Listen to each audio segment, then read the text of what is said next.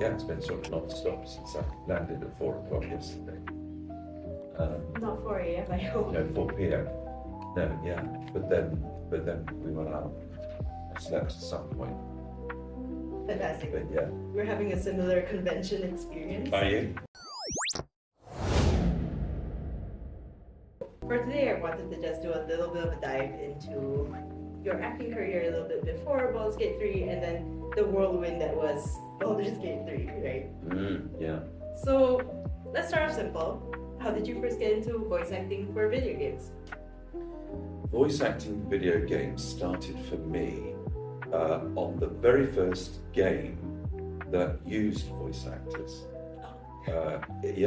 Which was Broken Sword, the original Broken Sword. It was about 1996, I think. The game was launched the same month as Lara Croft, so that's 28 years ago.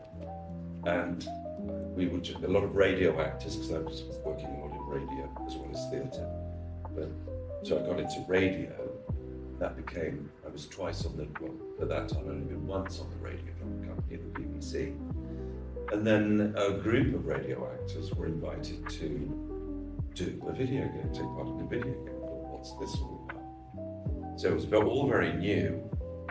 And little did we know, or little did I know, that 28 years later, that recording voices and indeed motion capture, which was the case with Baldur's Gate 3, would take me to this, and to the extraordinary story that Baldur's Gate 3 has become.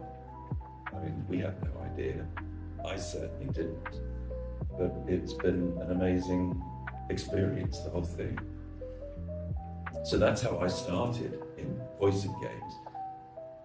And I did a lot for a company that was based in Yorkshire in the early 2000s. He then moved to London, and I still record for outsourced media, OM UK. And still recording voices for games. That's incredibly wild, because I'm 28 and I was born in 1996. You were born in 1996? Yes. There's a weird symmetry, isn't there? Yes. So you've been voicing video games for As long as as you've I've been been alive. alive. And games have been voiced for that. So that I have span. never lived in a world where video games weren't voiced. There you go. Incredible. It is extraordinary. But when you think about it, it's...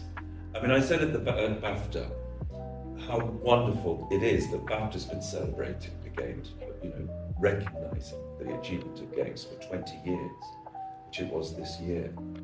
It was the 20th BAFTA Games Awards.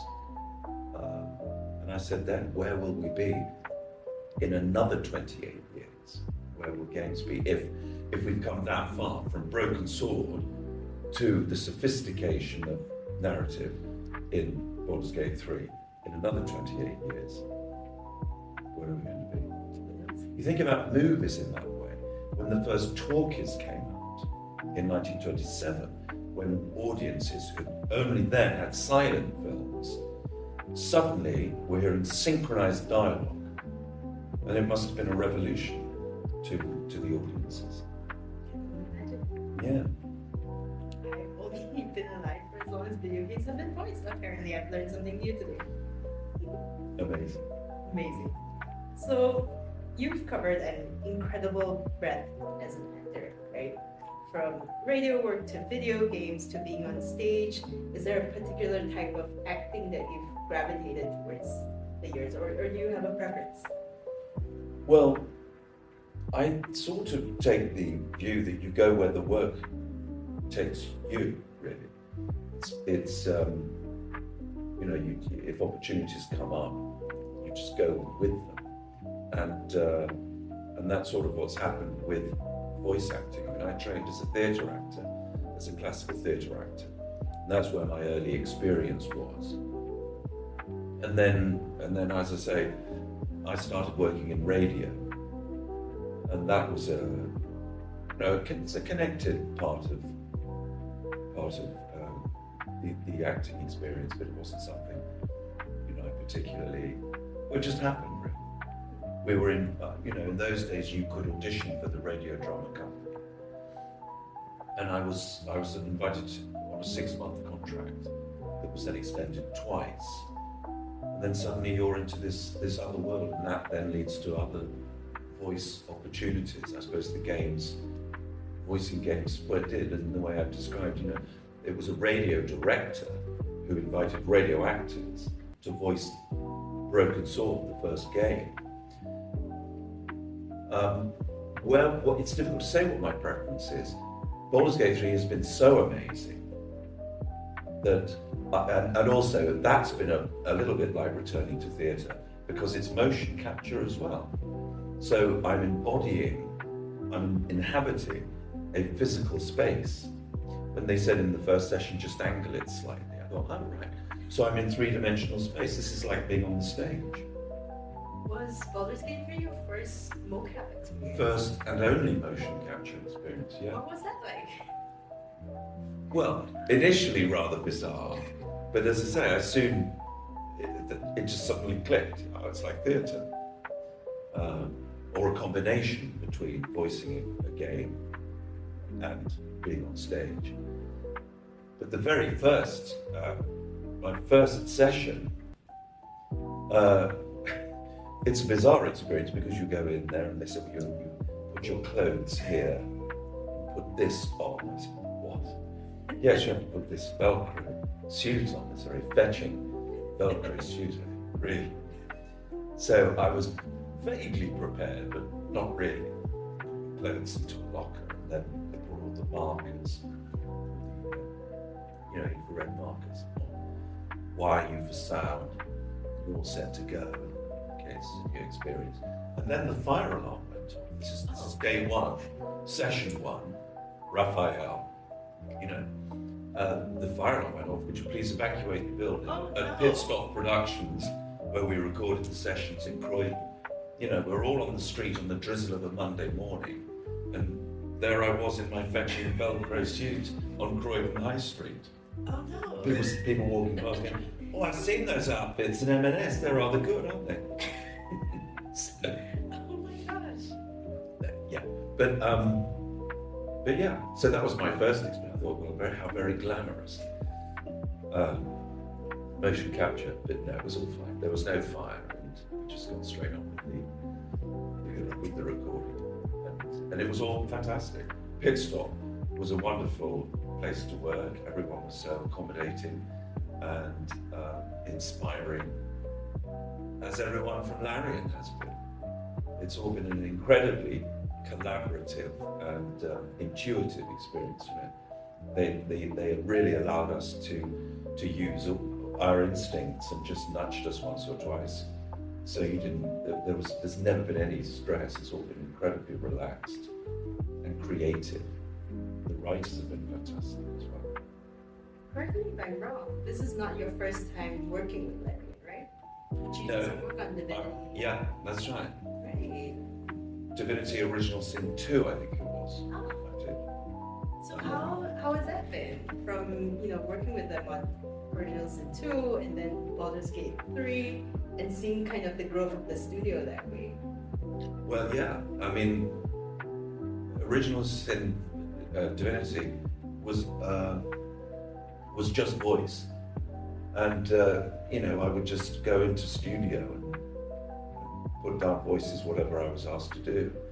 And there was Josh, the director, who's now one of the leading creative people at Pit Stop, one of the creative directors, casting as well.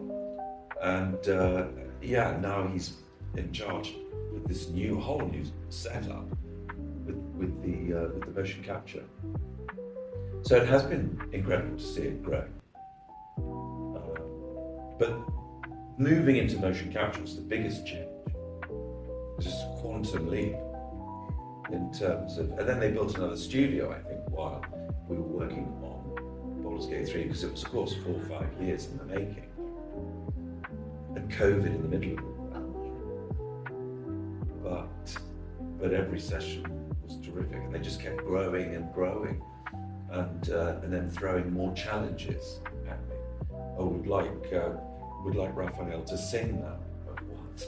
You're going to give Raphael a song? Okay, why not? and then to introduce Harlem. So it was a series of one challenge after another. We just went with the flow. So we have to know, what is the story behind the song? Because that was easily one of my favorite parts of the entire game, to find you, and then suddenly there's this incredible Broadway-esque villain, Disney-esque, Disney villain song. Yeah. Well, the idea just appeared quite late in the process. Larian decided, Sven probably thought, let's give Raphael a song. Why not? I would love to have been there when they came up with that idea. And I got a call, how do you feel about singing? And I'm not a singer. But again, I said, yeah, why not? Let's go with the flow. Are you sure? And they sent me the lyrics, and I think they sent me a guide track. And then I went into studio, and we had 1 hour. 1 hour was scheduled as part of that afternoon. And Borislav, Bobby, was remotely directing the session. So he was in Sofia, in Bulgaria, and we had 1 hour to put the song together, to do it. And he sort of talked me through the phrasing, the timing. And he said, now forget everything I told you. Now we just do it. We're almost ready to go on stage. I thought, right, okay. It's like a musical performance. And that was it. I said, yes, my friend, yes. So we somehow arrived at it after about, after 1 hour. That's incredible. And then later you got to perform it actually live, right? Well then, yeah, so there's the Game Music Festival in London. And Bobby said at the BAFTAs, I think it would be great if we sing it together and we do it as an encore. And I said, yeah, okay. But again, we had very little rehearsal. And I was sitting in the auditorium during the whole concert. The music sounded absolutely amazing in that space. 2,500 people at the Royal Festival Hall. And the idea was, the plan was, when Emilia as narrator invited Bobby on the stage, standing ovation at the very end.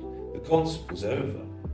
Bobby took the stage, and that was my cue to get up and move around and wait in just at the side of the stage for him to invite me up there with him.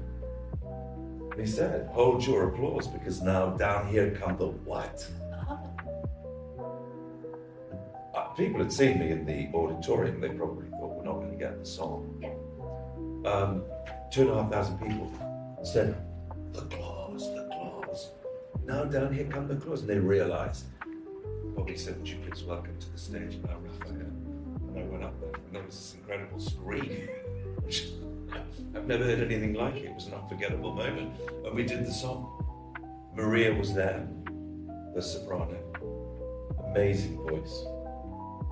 So Bobby was there, Maria, and I sang the final act, Raphael's final act. It was a great night. I felt like a rock star.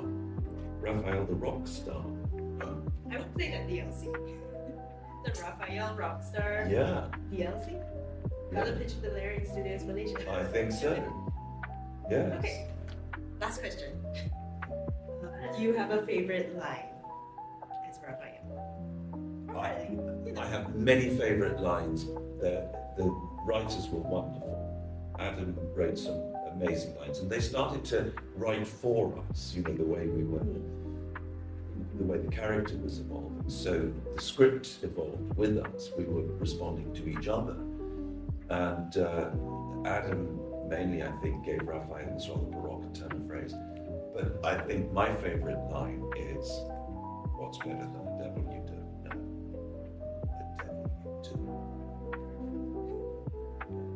Thank you so much. Thank you. It's a lovely chat. It's been a pleasure. Yes.